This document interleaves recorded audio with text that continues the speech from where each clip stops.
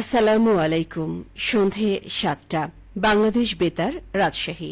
স্থানীয় সংবাদ পড়ছি লতিফা তাহিরা খাতুন। ইতি। রাজশাহীতে রপ্তানি বাণিজ্য ও ডকুমেন্টেশন তৈরি বিষয়ক সেমিনার অনুষ্ঠিত হয়েছে। আজ দুপুরে রাজশাহী বিভাগীয় কমিশনার কার্যালয়ে সম্মেলন কক্ষে এই সেমিনার অনুষ্ঠিত হয়। বাংলাদেশ রপ্তানি উন্নয়ন ব্যুরোর সহসভাপতি এবং প্রধান নির্বাহী মোহাম্মদ হাসান আরিফের সভাপতিত্বে অনুষ্ঠানে প্রধান অতিথি হিসেবে উপস্থিত ছিলেন বিভাগীয় কমিশনার ড আ.ন.ম বজলুর রশিদ। তৃণমূল পর্যায় থেকে রপ্তানিকারকদের তুলে আনার জন্য এই সেমিনার আয়োজন করা হয়েছে বলে জানান আয়োজক কর্তৃপক্ষ। সেমিনারে মূল প্রবন্ধ উপস্থাপন করেন রপ্তানি উন্নয়ন ব্যুরোর পরিচালক এ.এম. আলমগীর হোসেন। মূল প্রবন্ধের উপর মুখ্য আলোচক ছিলেন সেমিনারের সভাপতি মোহাম্মদ হাসান আরিফ। প্যানেল আলোচক ছিলেন রাজশাহী ও Chapainawabganj chamber of commerce and ইন্ডাস্ট্রির সভাপতি যথাক্রমে মাসুদুর রহমান রিঙ্কু ও মোহাম্মদ আব্দুল ওয়াহেদ, বাংলাদেশ রেশম শিল্প সমিতির সভাপতি মোহাম্মদ লিয়াকত আলী এবং রাজশাহী মহিলা চেম্বার অব কমার্স অ্যান্ড ইন্ডাস্ট্রির সভাপতি রোজিটি নাজনীন। রাজশাহীতে ভূমি অফিসে সাধারণ মানুষের ভোগান্তি ও হয়রানি রোধে নতুন সেবা কার্যক্রম চালু করা হয়েছে। সহজ ও দ্রুত সময়ে ভূমি সংক্রান্ত সেবা নিশ্চিত করা এবং অভিযোগে দ্রুত নিষ্পত্তির লক্ষ্যে এ উদ্যোগ গ্রহণ করা হয়েছে। আজ নগরীর বড়কুঠি বোয়ালিয়া ভূমি অফিসে আনুষ্ঠানিকভাবে এই সেবার উদ্বোধন করেন জেলা প্রশাসক কাজী শহীদুল ইসলাম। এই সময় তিনি বলেন, ভূমি সেবা নিতে গিয়ে এখনও অনেক ক্ষেত্রে সাধারণ মানুষ হয়রানির শিকার হচ্ছেন। এই হয়রানি বন্ধ করে মানুষ যেন দ্রুত ও সহজে তাদের কাঙ্ক্ষিত সেবা পায়, সেটি আমাদের মূল লক্ষ্য। তিনি আরও জানান, নতুন এই সেবার মাধ্যমে সেবাগ্রহীতারা যে কোনো ভূমি অফিসে সহজেই তাদের অভিযোগ দাখিল করতে পারবেন।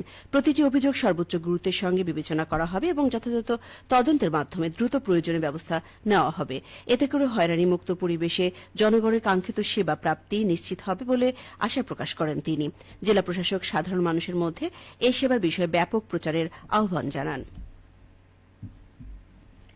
রাজশাহীর বাঘা উপজেলার জাতীয় পুষ্টি সপ্তাহ 2026-এর উদ্বোধন এবং দিবসটি উপলক্ষে আলোচনা সভা অনুষ্ঠিত হয়েছে। এবারের প্রতিপাদ্য পুষ্টি বৈষম্যের দিন শেষ, গড়ব স্বনির্ভর বাংলাদেশ।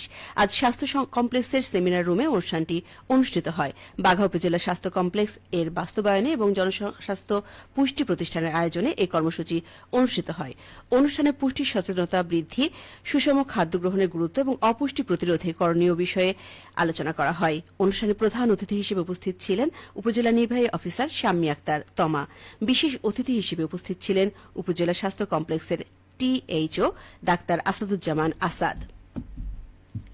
এদিকে নওগাঁর পোরশায় জাতীয় পুষ্টি সপ্তাহ উদ্বোধন করা হয়েছে। জনস্বাস্থ্য পুষ্টি প্রতিষ্ঠানের আয়োজনে আজ সকালে উপজেলা স্বাস্থ্য কমপ্লেক্স মিলনায়তনে অনুষ্ঠানে প্রধান অতিথি ছিলেন উপজেলা নির্বাহী অফিসার রাকিবুল ইসলাম। অনুষ্ঠানে পুষ্টি ও স্বাস্থ্য সচেতনতার উপর গুরুত্ব দিয়ে আলোচকগণ বক্তব্য প্রদান করেন। এই সময় উপজেলা কৃষি কর্মকর্তা মামুনুর রশিদ, থানা অফিসার ইনচার্জ জিয়াউর রহমান সহ মেডিকেল কর্মকর্তাবৃন্দ উপস্থিত ছিলেন। নাটোরের সিংড়ায় দুর্যোগ ব্যবস্থাপনা ও ত্রাণ মন্ত্রণালয়ের গোডাউন কার্যক্রম শুরু করতে যাচ্ছে। আজ দুপুরে নাটোরের জেলা প্রশাসক আসমা শাহিন এই গোডাউন উদ্বোধন করেন। এ সময় উপস্থিত ছিলেন উপজেলা নির্বাহী কর্মকর্তা আবদুল্লাহ আল রিফাত, সিংড়া থানার ওসি রফিকুল ইসলাম। উপজেলা নির্বাহী কর্মকর্তা জানান, দুর্যোগ ব্যবস্থাপনা ও ত্রাণ মন্ত্রণালয় থেকে প্রাপ্ত ত্রাণ সামগ্রী যাবতীয় সরকারি সহায়তা নির্মিত এই গোডাউনে মজুত রাখার সুবিধা পাওয়া যাবে এবং জরুরি প্রয়োজনে দ্রুত সরবরাহ করা সম্ভব হবে। উপজেলা প্রকল্প বাস্তবায়ন কর্মকর্তা মিঠুন কুমার জানান, উপজেলা পরিষদ চত্বরে 9,53,000 টাকা ব্যয়ে গোডাউনটি নির্মাণ করা হয়। চাঁপাইনবাবগঞ্জে 8,000 ক্ষুদ্র ও প্রান্তিক কৃষকের মাঝে উপসি আউশ ধান বীজ ও রাসায়নিক সার বিতরণ করা হয়েছে। আজ সকালে কৃষি সম্প্রসারণ অধিদপ্তরের উদ্যোগে শিবগঞ্জ উপজেলা কৃষি অফিসের সামনে এই ধান বীজ ও রাসায়নিক সার বিতরণ কার্যক্রমের উদ্বোধন করেন উপজেলা নির্বাহী কর্মকর্তা মাজহারুল ইসলাম।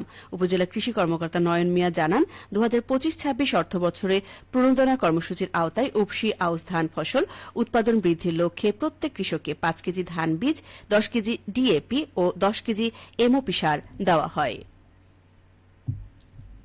সবশেষে আবহাওয়া। আজ রাজশাহীতে সর্বোচ্চ তাপমাত্রা ছিল 37.3 ডিগ্রি এবং সর্বনিম্ন 26.8 ডিগ্রি সেলসিয়াস। সন্ধ্যে 6টায় বাতাসে আপেক্ষিক আর্দ্রতার পরিমাণ ছিল 68%। রাজশাহী ও পার্শ্ববর্তী এলাকায় আগামীকাল সূর্যোদয় ভোর 5:35 সংবাদ শেষ হল। আমাদের পরবর্তী স্থানীয় সংবাদ প্রচারিত হবে আগামীকাল সকাল 8:10